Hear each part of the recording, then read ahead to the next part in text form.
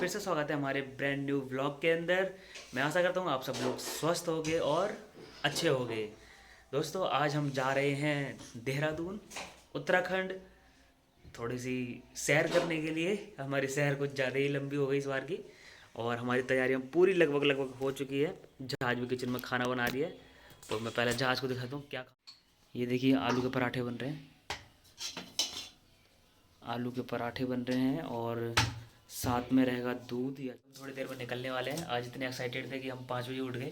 वैसे हम कभी नहीं उठते थे इतने बजे, और मतलब उठते थे थोड़ा लेट उठते थे, मगर आज कुछ ज़्यादा जल्दी उठ गए, अंधेरे में उठ गए।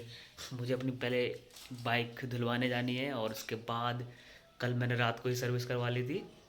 सर्विस करवाने के बाद अब बाइक थोड़ी सी अच्छी हो। सामान भी पैक हो चुका है लगभग दोनों बैग तैयार हैं, हेलमेट तैयार है। बेड पे कितना कचरा फैला हुआ है देखिए। और यहाँ से हमारा सफ़र शुरू हो जाता है। जहाँ अभी हम खड़े थे वो था मुरादनगर, और मुरादनगर से हम सीधे होते होते एक बगल में एक नदी गई थी, उसके सहारे होते होते हम अपना देहरादून की तरफ निकल पड़े थे।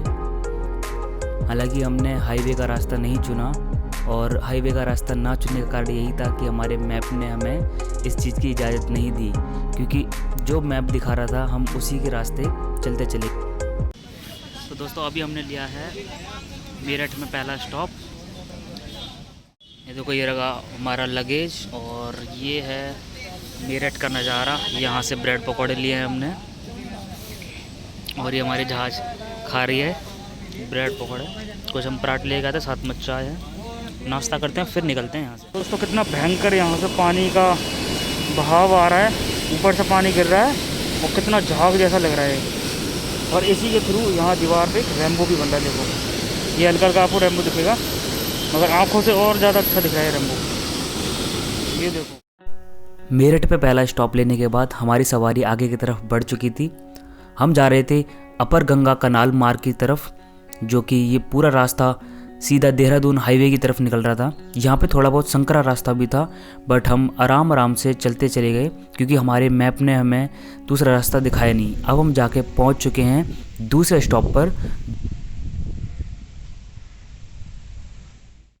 तो दोस्तों ये है हमारा दूसरा स्टॉप, मेरठ के आगे पहुँच चुके हैं हम। अभी ये जगह का नाम क्या है मैं पढ़ के बताता हूँ, मुजफ्फरनगर। कहाँ दिख रहा है तुम्हें? वो बोर्ड पे लिखा हुआ है ना, मुजफ्फरनगर पहुंच चुके हैं अभी हम।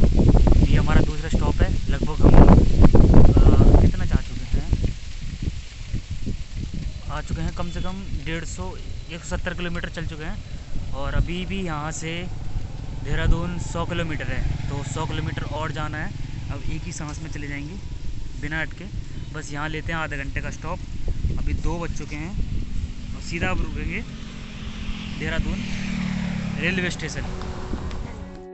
थोड़ा सा आगे चल के हमें देहरादून का एक बोर्ड मिला, जिस पे लिखा था देहरादून यहाँ से अभी 75 किलोमीटर है। और इस बोर्ड के ज़रिए हमें अपनी स्पीड का पता लगता जा रहा था। और थोड़ी सी आगे जाके हमें एक हाईवे मिला। हाईवे क्रॉस करने के बाद फिर से वही टेढ़े मेढ़े रास्ते, जो कि ये बता रहे थे कि हम देहरादून पहुँचने वाले हैं, यानी कि उत्तराखंड में प्रवेश कर चुके हैं।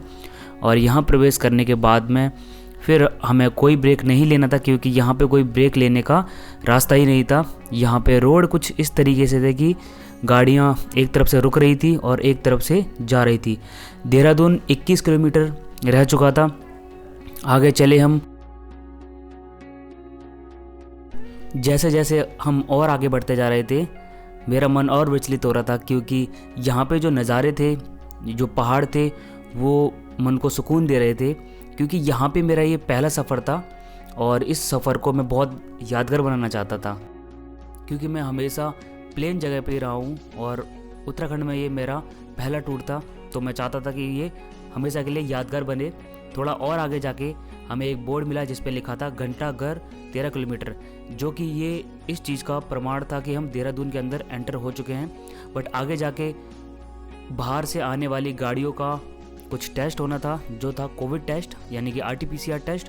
वो हमने टेस्ट कराया और उसके बाद हम अपने डेस्टिनेशन की तरफ बढ़ चले। ज़्यादा से ज़्यादा हमें आधा घंटा और लगा था। उसके बाद हम अपने लोकेशन पे पहुंच गए, और इसके बाद हमने क्या किया ये जानने के लिए आपको देखना पड़ेगा इसका अगला पार्ट।